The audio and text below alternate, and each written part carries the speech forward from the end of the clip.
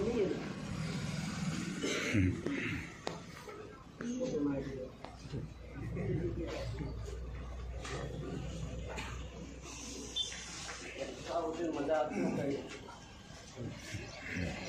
तमाम साथियों को आज का जो हमारा धरना है, सांकेतिक धरना, उसमें भाग लिया, इसके लिए आप सबको खूब जवाब जय आदिवासी। साथियों, अभी फिलहाल में एक मुद्दा जो गरमाया है उसको लेकर के आप सभी यहाँ पधारे हैं, उसमें मैं भी शामिल हुआ सांकेतिक रूप में जो धरना हुआ है उसके लिए। ये आज की बात नहीं है, ये विदेशी आक्रमणकारियों की संतानें जो इस देश में राज करने की मानसिकता रखती है, जिस दिन से उजागर हुआ उस दिन से इस तरह के स्टेटमेंट आते जा रहे हैं। कुछ इस तरह के काम मतलब के अधकचरे दिमाग के जो लोग होते हैं, वो उनके अंदर जो नीतियां बनती है वो उजागर कर देते हैं। मैं आपको अवगत करवाना चाहूंगा, वो जो विचारधारा है, वो विचारधारा भारत के संविधान को नहीं मानती है। अगर वो मानती होती तो आर्टिकल 342 के अंदर आदिवासियों की जो परिभाषा है उसको गहराई से पढ़ती, उसको समझती।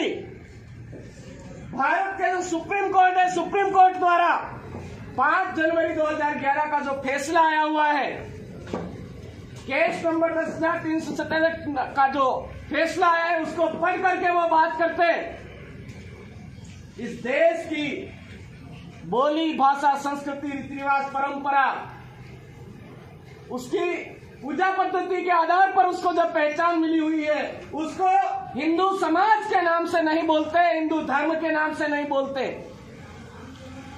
हमको उसी दिन से ये पता हो जाना चाहिए था जिस दिन से पर्ची की सरकार बनी। पर्ची से कम अक्ल के, बेअक्ल के, भैंसा बुद्धि के लोग ही सरकार में बैठे हैं।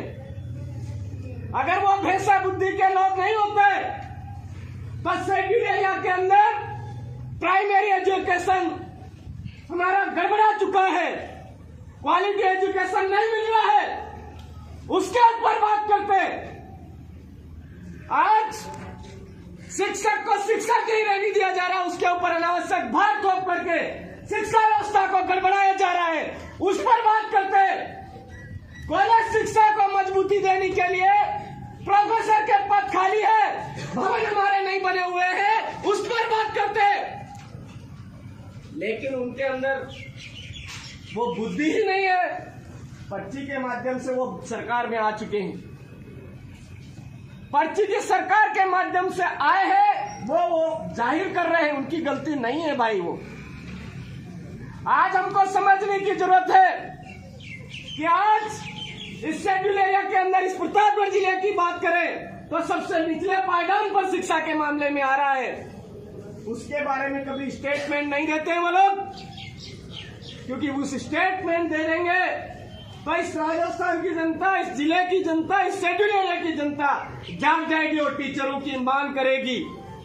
कर्मचारियों के पद जगह खाली है, उनको भरने की मांग करेगी, इसलिए वो इस तरह के स्टेटमेंट नहीं देते हैं। वो इस तरह की नीतियां चला रहे हैं कि शेड्यूल एरिया के अंदर जो जमीन है उसको जिस तरह से हड़पा जाए, शेड्यूल एरिया के अंदर जंगल जमीन है उसको कैसे खत्म किया जाए, शेड्यूल एरिया के अंदर लोगों को नपुंसक कैसे बनाया जाए, ऐसी कंपनियां कैसे स्थापित किया जाए, वो सरकारी नीतियां बना रही है। हमको समझने की जरूरत है। इसके अंदर केवल पर्ची सरकार ही शामिल नहीं है, हमारे काले अंग्रेज के रूप में शासन में बैठे हुए लोगों के साथ प्रशासन के लोग भी सम्मिलित हैं। यहाँ पर जो हमारी डिमांड्स है लंबे समय से देश का मालिक करता आ रहा है, लेकिन प्रशासनिक अधिकारी जब भी मूल बात की बात आती है उस टाइम में गायब रहते हैं।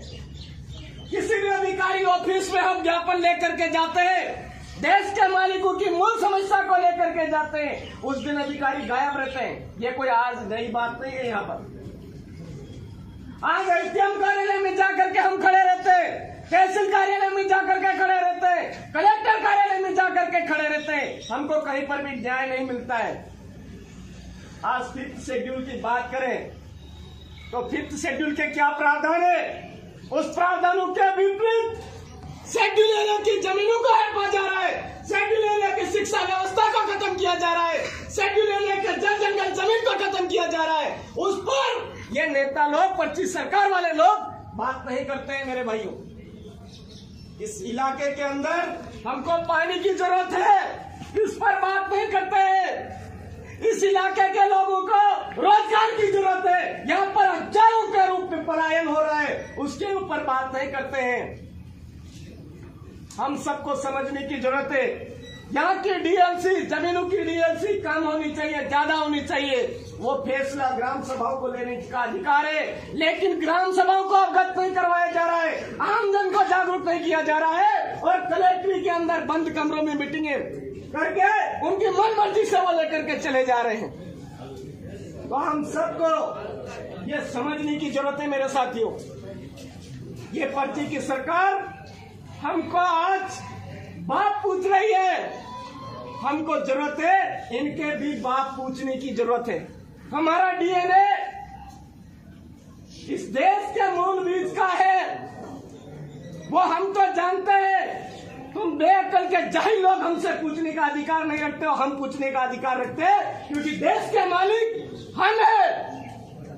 आज हिंदू लोग के अंदर हिंदू विवाह अधिनियम आदिवासियों पर लागू नहीं होता है, उन भड़वों को पता है।